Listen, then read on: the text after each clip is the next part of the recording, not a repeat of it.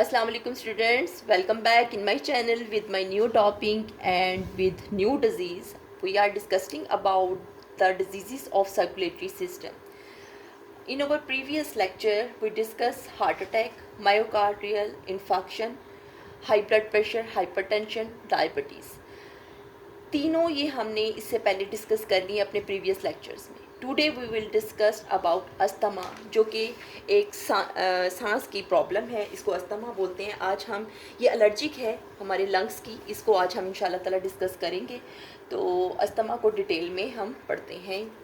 आज की डिज़ीज़ है हमारी अस्थमा. अब अस्थमा क्या है? Asthma is an allergy that causes the airway of the lungs to swell and narrow, जो कि हमारे एयरवे को, हमारे लंग्स के रास्ते को नैरो कर देती है और उसमें स्वेलिंग कर देती है. यानी स्वेलिंग होने की वजह से नालियों में, एयरवेज जो नालियाँ होती हैं लंग्स के अंदर, उसमें होता क्या है कि वो स्वेल करती हैं, जिसकी वजह से एयर पैसेज जो है वो तंग हो जाता है. क्या चीज़ है? एक चीज़ जो इसमें होती है कि नालियाँ जो हैं, रास्ता जो है वो, जो नालियाँ होती हैं, एयर पैसेज होता है वो स्वेल कर जाता है और उसकी वजह से जो रास्ते हैं, एयर पैसेज का जो रास्ता है वो नैरो हो जाता है. ठीक है जी. एक बात क्या हुआ? अस्थमा इज एन एलर्जी, एक एलर्जी है that causes the airways of the lungs to swell and narrow. A person with asthma may wheeze a whistling sound when he or she breathes, cough and feeling tightness in the chest. अब क्या है कि जिसको कि asthma की शिकायत होती है वो, उसको क्या महसूस क्या होता है? एक तो उसको बहुत कफ आती है, खांसी आती है, क्योंकि रास्ता उसका बंद हो गया ना, ब्लॉकेज हो जाती है नैरो होने की वजह से. उस रास्ते की जो एयरवे होता है जब वो तंग हो जाएगा तो खांसी ऑब्वियसली ह्यूमन नेचर है कि वो कफ आएगी, रेजिस्टेंस क्रिएट होगी, कफ होगी, फीलिंग टाइटनेस. जब सांस सही तरह नहीं ले सकेंगे तो एक बात क्या होगी? फीलिंग टाइटनेस होगी. क्या फील करेगा इंसान? जो पेशेंट होगा उसको टाइटनेस फील होगी, उसको थकावट महसूस होगी, टाइटनेस. ठीक है जी. ये हमारी एक बात. ठीक. अब मैंने आपको बताया कि वो जो पेशेंट है उसको एक तो कफ की शिकायत होगी और वो टाइटनेस फील करेगा इन द चेस्ट के अंदर. The thing that can cause asthma और कॉल्ड एलर्जेंस. क्या वर्ड बोल रही हूँ मैं? एलर्जेंस. अब ये एलर्जेंस क्या है? एलर्जेंस एलर्जी से निकला है, एलर्जेंस. अब ये एलर्जेंस क्या होती हैं? 2 टाइप्स के एलर्जेंस होते हैं, बल्कि 3 टाइप्स के भी हो सकते हैं. कि पहली बात, एलर्जेंस जो है ये है डस्ट माइट्स इसमें आते हैं, यानी गर्दो गुबार, मिट्टी के ज़रात, डस्ट माइट्स बोलते हैं इनको. डस्ट माइट्स, गर्दो गुबार, मिट्टी के ज़रात, एक ये हो गया. दूसरा इसमें आ जाते हैं पोलन ग्रेन्स. पोलन ग्रेन्स क्या हैं? ये फूलों से हैं. पोलन ग्रेन्स आ जाते हैं इसमें.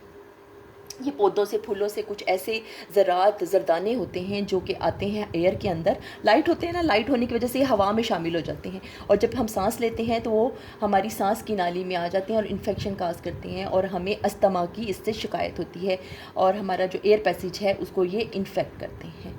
वो अफेक्ट होता है इससे, पोलन ग्रेन की वजह से, जिसकी वजह से एलर्जिक हो जाती है और अस्थमा की शिकायत हो जाती है. इसके अलावा कुछ जो है फूड भी, इसमें फूड सैंपल्स भी, फूड के भी कुछ ऐसी चीज़ें होती हैं जिससे हमें एलर्जिक होती है उनको खाने पर. फूड के कुछ कंटेंट्स ऐसे होते हैं जो कि हमें एलर्जी काज करते हैं. कंटेंट्स ऐसे होते हैं जो कि एलर्जी काज करते हैं और एलर्जेंस के तौर पर काम करते हैं. अब इसके सिम्टम्स क्या हैं? जिसको कि अस्थमा होता है उसको सिम्टम्स कुछ उसके इस तरह से है. उसको जो है नंबर 1 पे जो वो सिम्टम होता है, सबसे पहले उसको कफ होती है, पेशेंट को कफ, खांसी होती है. और उसके अलावा उसको शॉर्टनेस ऑफ ब्रीथ, सांस लेने में, उसको सांस लेने में रुकावट होती है. शॉर्टनेस ऑफ ब्रीथ यानी उसको सांस लेने में जो है दुश्वारी होती है, शॉर्टनेस ऑफ ब्रीथ है. उसके अलावा आवाज़ में विजिंग होती है. विजिंग का मतलब ये है कि विजिंग यानी सीटी किसी आवाज़ आती है, आवाज़ लेने में पता चलता है कि सांस लेने में प्रॉब्लम हो रही है, wheezing. Extreme difficulty in breath, बहुत ज़्यादा परेशानी होती है सांस लेने में. Extreme difficulty in breath, extreme difficulty in breath. Okay students, extreme difficulty in breath. Sweating भी होती है, इंक्रीज पल्स कर जाती है स्वेटनिंग. सारी पता, जब सांस नहीं आएगा तो उसको पसीना भी आएगा. स्वेटिंग होगी, और उसके अलावा स्वेटिंग होगी, और स्वेटिंग के अलावा क्या होगा कि एक तो स्वेटिंग होगी, दूसरा उसको क्या होगा कि उसकी जो पल्स रेट है ना वो भी बढ़ जाएगी, पल्स रेट बढ़ जाएगी, पल्स जो होगी वो फास्टेंड हो जाएगी, पल्स फास्ट हो जाएगी। ओके, अगर इसका सीवियर अटैक हो तो ये डेथ भी कॉज करता है, ठीक है जी। और ये इसको it is not easy to cure, इसको क्योर करना इतना इजी नहीं है, बस इसका ये है कि इनहेलर यूज़ किया जाता है जो डॉक्टर वगैरह रिकमेंड करते हैं। उसके अलावा इसको कंट्रोल किया जा सकता है और एक्टिव भी बंदा रह सकता है अगर इसके जो एलर्जी करते हैं एलर्जन जो है उनसे हम अपने आप को सेफ़ रखें, अब मास्क वगैरह पहने तो एलर्जन से अगर हम अपने आप को सेफ़ रख लेते हैं तो इसके अटैक को हम कम से कम कर सकते हैं। क्या है कि हम इसके अटैक को कैसे कम कर सकते हैं, अगर हम अवॉइड करें किससे, जो एलर्जेंस हैं अवॉइड करें, वो एलर्जेंस जो कि हमें अस्थमा को अवॉइड करें, एलर्जेंस को यानी जो हमारे अंदर ये बीमारी काज करते हैं उनसे हम अगर अवॉइड करें, ठीक है जी। उसके अलावा क्या है, हम यूज़ करें ज़्यादा plenty of water, use plenty of water.